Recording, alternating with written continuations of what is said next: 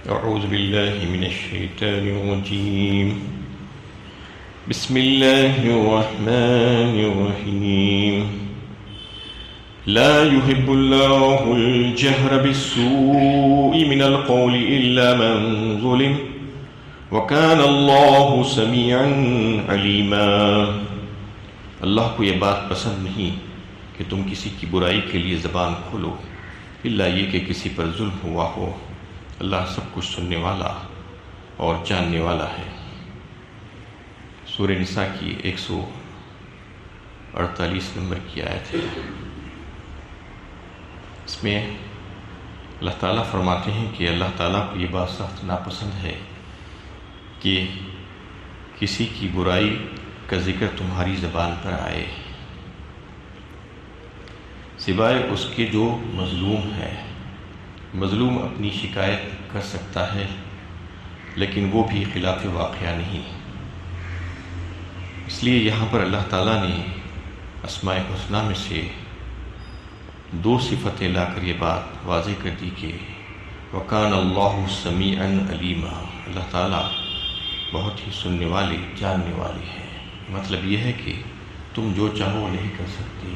تم پر اگر واقعی میں ظلم ہوا ہے تو تم اس قدر بات کہہ سکتی ہو جتنا تمہارے اوپر ظلم ہوا ہے، ورنہ تم مظلوم جا کر ظالم ہو جاؤ گے. یہ واضح کی گئی بات. شریعت مطہرہ نے کسی کی برائی کا تذکرہ اور اس کا چرچا کرنے سے منع کیا ہے. صرف یعنی اس کو سوائے یہ کہ کوئی دینی جو ہے وصیت معاملہ ہو اس کا تو اس کو ظاہر کیا جا سکتا ہے، دینی ضرورت اگر پیش آ جائے تو، ورنہ اس کو تنہائی میں سمجھانا چاہیے. اگر کسی کے پاس کوئی برائی ہے تو اس کو بولتے نہیں پھرنا لوگوں کے سامنے اور اس کا اظہار نہیں کرنا چاہیے. یہ بات واضح کی گئی. اور اس میں یہ بات بھی شامل ہے کہ کوئی برائی اور گناہ کا کام جو ہے علل اعلان کھلم کھلا کرے.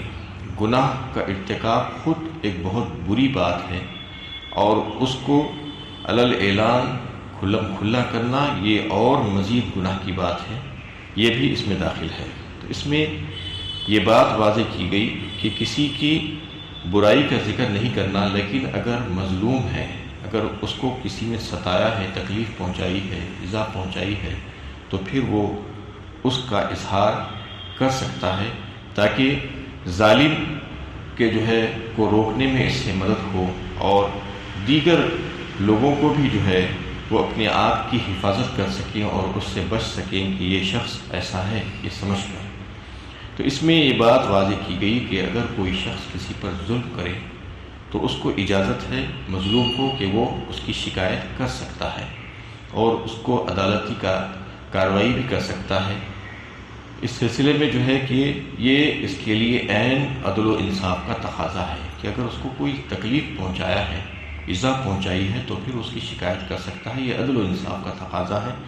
اور وہ لوگوں کی جو برائی کرتے ہیں یعنی ان کی روک تھام بھی ہے. اس میں جرائم کی روک تھام بھی اس کے ذریعے سے ہوتی ہے. لیکن ایک بات جو سورہ حجرات 26ویں پارے میں آئی ہے وَلَا يَغْتَبْ بَعْضُكُمْ بَعْضًا أَيُحِبُّ أَحَدُكُمْ أَن يَأْكُلَ لَحْمَ أَخِيهِ مَيْتًا فَكَرِهْتُمُوهُ. یعنی غیبت کے تعلق سے بڑی سخت وعید آئی ہے سورہ حجرات 26ویں پارے میں کہ تم ایک دوسرے کے پیٹھ پیچھے اس کی برائی مت کرو. وَلَا يَغْتَبْ بَعْضُكُمْ بَعْضًا أَيُحِبُّ أَحَدُكُمْ أَن يَأْكُلَ لَحْمَ أَخِيهِ. کیا تم یہ پسند کرتے ہو کہ تم اپنے مرے ہوئے مردہ بھائی کا گوشت کھاؤ؟ یقیناً تم اسے سخت ناپسند کرو گے. تشبیہ دی مردہ بھائی کے گوشت کھانے سے کہ کسی کی برائی، کسی کی ایک بات کو جو ہے اس کے پیٹھ پیچھے ظاہر کرنا، اس کی برائی کرنا، چاہے وہ برائی اس میں موجود ہو. آپ صلی اللہ علیہ وسلم سے جب پوچھا گیا کہ یا رسول اللہ اگر وہ برائی اس شخص کے اندر موجود ہے تو بھی ہم اس کی برائی نہیں کر سکتے؟ تو آپ صلی اللہ علیہ وسلم نے فرمایا کہ ہاں، اگر اس کے اندر وہ برائی موجود ہے تو ہی جو ہے یہ غیبت ہوگی، ورنہ وہ تو بہتان ہو جائے گا، اس سے بڑا گناہ ہے. اگر برائی موجود نہیں ہے تو اس سے منع کیا گیا. اور اس آیت سے مطلب مراد یہاں پر اصل میں تو یہی ہے کہ بالسوء من القول کہا کہ جو الزامات لگاتے ہیں، جو بری باتیں کہتے ہیں لوگوں کے پیٹھ پیچھے، اس سے منع کیا گیا ہے۔ اس کے علاوہ بھی دیگر جتنے بھی گناہ اور برائی کے کام ہیں وہ بھی اس میں داخل ہیں۔ وَإِنْ عَاقَبْتُمْ فَعَاقِبُوا بِمِثْلِ مَا عُوقِبْتُمْ بِهِ وَلَئِنْ صَبَرْتُمْ لَهُوَ خَيْرٌ لِلصَّابِرِينَ۔ سورۃ النحل 14ویں پارے میں اللہ تعالیٰ نے یہ ہدایت فرمائی کہ اسی سے متعلق ہے کہ اگر تم پر کوئی ظلم کرے اور زیادتی کرے تو تم اس کے برابر اس کا بدلہ لے سکتے ہو۔ وَإِنْ عَاقَبْتُمْ فَعَاقِبُوا بِمِثْلِ مَا عُوقِبْتُمْ بِهِ، لیکن تم بدلہ لیتے وقت ظالم نہ ہو جاؤ۔ ظلم کا بدلہ ظلم سے نہیں لیا جا سکتا، اس کی شرط یہی ہے کہ ظلم کا بدلہ انصاف سے لینا ہوگا۔ ظلم بھی ہوا ہے تمہارے اوپر تو بھی انصاف سے بدلہ لینا ہوگا، یعنی جتنا ظلم و زیادتی تمہارے اوپر ہوئی ہے تمہیں صرف اتنا ہی بدلہ لینے کی اجازت ہے، ورنہ تم مظلوم جا کر ظالم بن جاؤ گے، یہ فرمایا گیا۔ اور پھر ہدایت دی گئی اسی آیت میں وَلَئِن صَبَرْتُمْ لَهُوَ خَيْرٌ لِلصَّابِرِينَ، کہ اگر تم درگزر کر دو اور معاف کر دو اور صبر کر لو تو یہ تمہارے لیے بہتر ہے، افضل و اعلیٰ ہے ثواب کے اعتبار سے۔ ایک واقعہ نبی صلی اللہ علیہ وسلم کے دربار میں پیش ہوا، ایک شکایت کہ ایک شخص نے کہا کہ یا رسول اللہ، مجھے کسی نے اپنے دانتوں سے کاٹ لیا ہے، میں چاہتا ہوں کہ اس سے اس کا بدلہ لوں۔ آپ صلی اللہ علیہ وسلم نے کہا کہ ہاں تم بھی اس کا بدلہ اس کے برابر لے سکتے ہو، لیکن اس بات کا تمہیں لحاظ رکھنا ہوگا کہ تم بھی اس کو اتنا ہی گہرا کاٹو گے جتنا اس نے تمہیں گہرا کاٹا ہے، اور جتنا حلقہ اس نے اپنے دانتوں سے تمہارے جسم پر بنایا ہے اتنا ہی حلقہ تم کو بھی بنانا ہوگا۔ اس سے زیادہ بڑا حلقہ اور اس سے زیادہ گہرا تم اس کو نہیں کاٹ سکتے۔ تو یہ سن کر وہ پریشان ہو گیا کہ اس قدر احتیاط کہاں سے ہو سکتی ہے، تو اس نے معافی کر دیا۔ تو یہ اسلامی تعلیمات ہے کہ اجازت تو دی گئی ہے کہ دیکھیے کہ کیسا ہیومن ویلیوز ہے، انسانی حقوق کی کیسی جو ہے قدر کی گئی ہے اس میں، کہ ایک طرف تو اجازت دی گئی ہے ایک بہترین قانون بنا کر کہ اگر تمہارے اوپر کوئی ظلم ہوا ہے تو تم اس کا بدلہ برابر لے سکتے ہو، اس کے مساوی بدلہ تم لے سکتے ہو، لیکن دوسری طرف جو ہے انتہائی اعلیٰ اخلاق کا نمونہ پیش کیا گیا ہے، اس کی تعلیم دی گئی ہے کہ اگر تم عفو درگزر سے کام لے لو، جبکہ تمہاری پاس یہ اجازت ہے، تمہارا یہ حق ہے کہ تم اس سے بدلہ لے سکتے ہو، لیکن اس کو اپنے آخرت کے ثواب کے پیش نظر، آخرت کا ثواب اس کو بتایا گیا کہ ایک عظیم اجر تمہارے لیے تیار ہوگا اگر تم اس سلسلے میں جو ہے ظالم کو معاف کر دو اور انتقام نہ لو اور عفو درگزر سے کام لو اور ایثار سے کام لیتے ہوئے اس کو کی معافی کر دو۔ تو یہ اسلامی تعلیمات ہیں، یہاں پر اس کو واضح کیا گیا۔ ان تبدوا خیرا او تخفوه او تعفو عن سوء فإن اللہ کان عفوا قدیرا، اگر تم بھلائی کی کوئی بات ظاہر طور پر کرو یا چھپا کر کرو یا کسی برائی سے درگزر کرو تو دیکھو کہ اللہ معاف کرنے والا ہے، کہ وہ پوری قدرت رکھتا ہے۔ اس میں واضح کیا گیا کہ اگر تم خیر اور بھلائی کے نیکی کے کام علل اعلان کرو، ظاہر کر کے کرو، یا اس کو پوشیدہ طور پر خفیہ طور پر کرو، اور کوئی برائی اور ظلم کو تم معاف کر دو تو یہ تمہارے لیے بہتر ہے۔ یہاں پر سب سے پہلے آیت میں تو نیکی کا تذکرہ آیا کہ تم نیکی اور بھلائی چھپا کر کرو یا ظاہر کرو۔ اصل تو یہ بتانا مقصود ہے کہ تم ظلم اور برائی کو جو معاف کر دو گے تو وہ سب سے بڑی نیکی ہے، یعنی کسی کے ظلم اور زیادتی کو معاف کر دینا، اور یہ اس وقت معاف کر دینا جب تمہارے پاس کچھ قدرت بھی حاصل ہو کہ تم اس کا بدلہ اور انتقام لے سکتے ہو، تو اس وقت اگر تم معاف کر دو گے تو بہت بڑا یہ کام ہوگا، عزم اور حوصلے کا کام ہوگا۔ اللہ تعالیٰ اس کے بدلے تمہیں تمہاری بخشش فرما دیں گے اور تمہیں اپنی رحمت میں داخل فرما دیں گے۔ اس میں اللہ تعالیٰ کی دو صفات کا تذکرہ فرمایا، عفواً قدیرا، اسماء الحسنی میں سے دو صفات کو لا کر یہاں بتایا گیا کہ اللہ تعالیٰ تو بڑی قدرت والے ہیں اور وہ جو چاہے کر سکتے ہیں، جس سے جیسے چاہے انتقام لے سکتے ہیں، جس کو جیسے چاہے سزا دے سکتے ہیں، لیکن اس کے باوجود وہ معاف فرمانا پسند کرتے ہیں۔ معاف فرمانا بھی ان کی جو ہے صفت ہے۔ تو یہ دیکھنا چاہیے کہ تمہارے پاس تو قدرت نہیں ہے، تم چاہو تو بہت سے وقتوں میں تمہارے اوپر ظلم ہونے کے باوجود بھی تم اس سے انتقام نہیں لے سکتے۔ بسا اوقات ایسا ہوتا ہے کہ جس نے تمہارے اوپر ظلم کیا ہے وہ بہت بڑا زوردار آدمی ہوتا ہے، بہت بڑا طاقتور انسان ہوتا ہے، بڑے اثر و رسوخ والا ہوتا ہے، تم اس سے چاہو بھی تو اس کو سزا نہیں دے سکتے، اس سے انتقام نہیں لے سکتے۔ تو اللہ تعالیٰ تو قدرت والے ہیں، اس کے باوجود وہ معاف کر دیتے ہیں، تو تم کیوں معاف نہیں کرنا چاہتے؟ تم بھی معاف کر دو۔ وما اصابکم من مصیبت فبما کسبت ایدیکم ویعفو عن کثیر فرمایا سورہ شورى 25ویں پارے میں اللہ تعالیٰ نے تمہارے اوپر جو مصیبتیں اور تکلیفیں تمہارے اوپر آتی ہیں تو وہ سب تمہارے ہاتھوں کا کیا دھرا ہے۔ وما اصابکم من مصیبت فبما کسبت ایدیکم ویعفو عن کثیر، جبکہ بہت سی غلطیوں اور گناہوں کو تو اللہ تعالیٰ یوں ہی معاف فرما دیتی ہے۔ یعنی آج جو انسانوں کے اوپر جو تکلیفیں آتی ہیں یہ سمجھتے ہیں کہ بہت بڑے پہاڑ ٹوٹ رہے ہیں، لیکن ہم نے جو گناہ کیے ہیں، ہمارے ہاتھوں کے جو کرتوت ہیں وہ تو بہت زیادہ تھے، اس کو اکثریت کو اللہ تعالیٰ نے معافی کر دیا۔ یہ بتانا چاہ رہے ہیں اللہ تعالیٰ بہت کم ایسے ہیں جس پر تمہاری پکڑ ہوتی ہے، اور دنیا میں تو ویسے بھی پکڑ نہیں ہوتی ہے۔ عام طور پر نمونے کے طور پر اللہ تعالیٰ کبھی کبھی جو ہے کچھ چھوٹی سی سزائیں دے کر بتاتے ہیں کہ بندہ اللہ تعالیٰ سے رجوع ہو جائے۔ تو اس میں یہ بتانا مقصود ہے کہ اللہ تعالیٰ تو بڑی قدرت والے ہیں، اس کے باوجود معاف کر دیتے ہیں۔ تو تمہیں بھی جو ہے ایسی کچھ صفتیں اپنے اندر پیدا کرنی چاہیے کہ تم بھی لوگوں کو معاف کر دو، ان سے انتقام نہ لو، تو یہ تمہارے لیے زیادہ بہتر ہے۔ ظالم کو اس کے ظلم سے باز رکھنے کے لیے، اس کو روکنے کے لیے ایک واقعہ جو ہے اللہ کے نبی صلی اللہ علیہ وسلم کے دربار میں پیش ہوا۔ ایک صاحب نے آ کر کہا کہ یا رسول اللہ، مجھے میرا پڑوسی ایذا پہنچاتا ہے، تکلیف دیتا ہے۔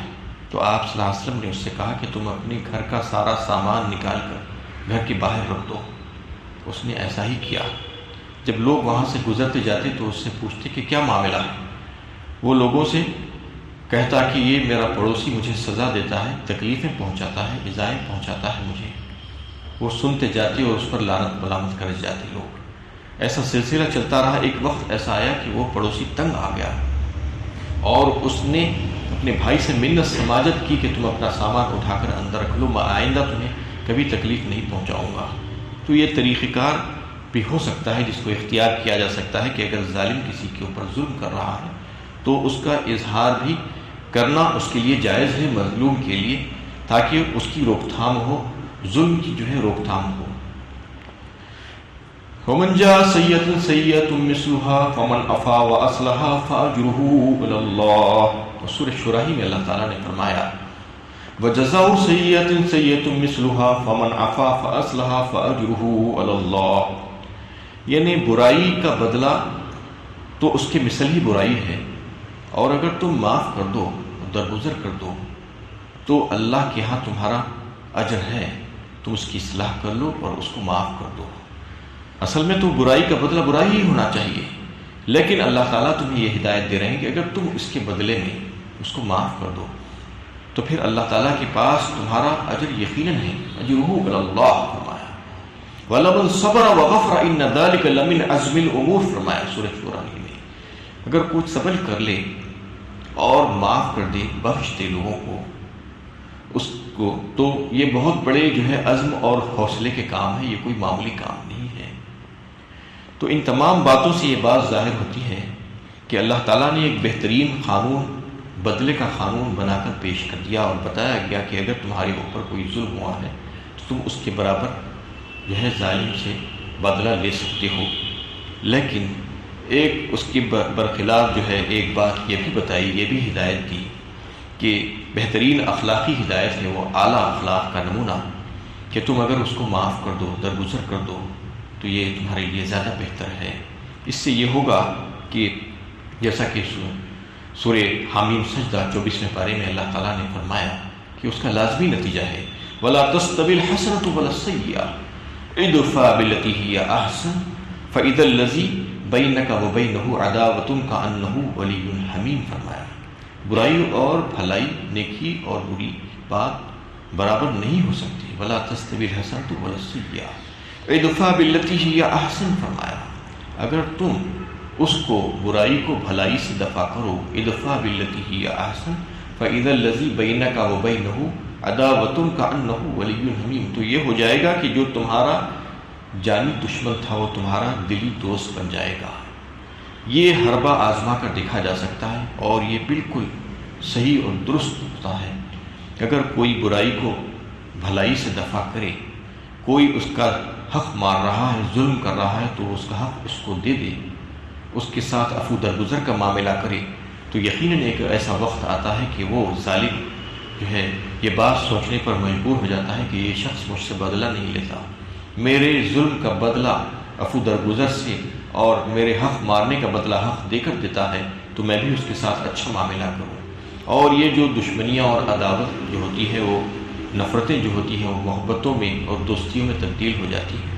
اس لیے کہا گیا ہے کہ تم بدلہ تو لے سکتے ہو، اور اس سے جو ہے ظلم کی روک تھام بھی ہوتی ہے، لیکن بسا اوقات ایسا ہوتا ہے کہ وہ بہت دیر پا اثر چھوڑتا ہے فریقین کے دلوں میں، اور کسی وقت پھر سے وہ دشمنی پلٹ کر آ سکتی ہے، اور پھر سے جو ہے وہ عداوتیں جو ہے آ سکتی ہیں، اور لڑائی جھگڑے کی نوبت اس کا سبب بن سکتی ہے۔ اس لیے معاف کر دینا ہی زیادہ بہتر ہے۔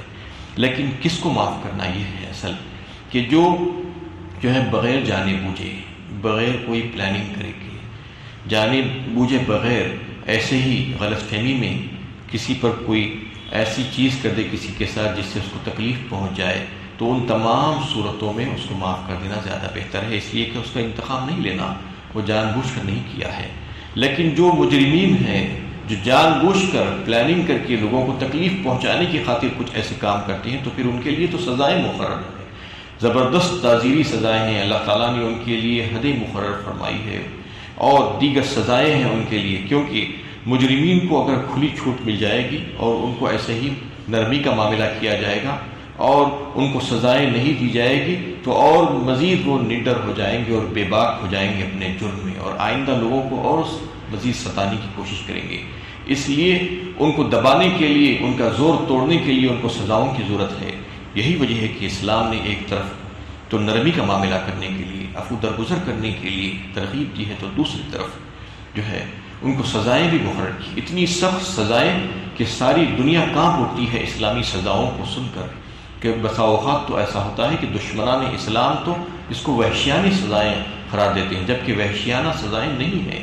ایک طرف تو دیکھیے اسلام لوگوں کو آمادہ کرتا ہے کہ تم معاف کر دو، عفو درگزر کر دو، نرمی کا معاملہ کرو، انتقام مت لو، لیکن جو مجرمین ہیں، پیشہ ور مجرمین، وہ لوگوں کو ستاتے اور تکلیفیں دیتے ہیں، تو پھر ان کو سزا دے کر اس کی روک تھام کرنا بھی ضروری ہے، ورنہ اگر ان کی روک تھام نہیں کی جائے گی تو پھر وہ اور مزید آگے بڑھ جائیں گے اور نڈر ہو جائیں گے اور مزید لوگوں کو ستائیں گے۔ تو اس لیے ان لوگوں کے ساتھ یہ نرمی والا معاملہ نہیں، بلکہ ان کو تو مجرمین کو ان کے جرم کے مطابق سزا ہونی ضروری ہے۔ تو اس میں یہی پیغام دیا گیا ہے کہ کوئی اگر غلطی سے کوئی ایسا کام کر بیٹھے تو تمہیں چاہیے کہ تم اس کا انتقام مت لو، بلکہ اس کو معاف کر دو۔ ہاں، تم کو اجازت ہے کہ تم اس کے برابر جتنا تم پر ظلم و زیادتی ہوئی ہے تم بات کر سکتے ہو، شکایت کر سکتے ہو، لیکن نہ کرو تو یہ تمہارے لیے بہترین ہے، افضل اور اعلیٰ ہے۔ وآخر دعوانا ان الحمد للہ۔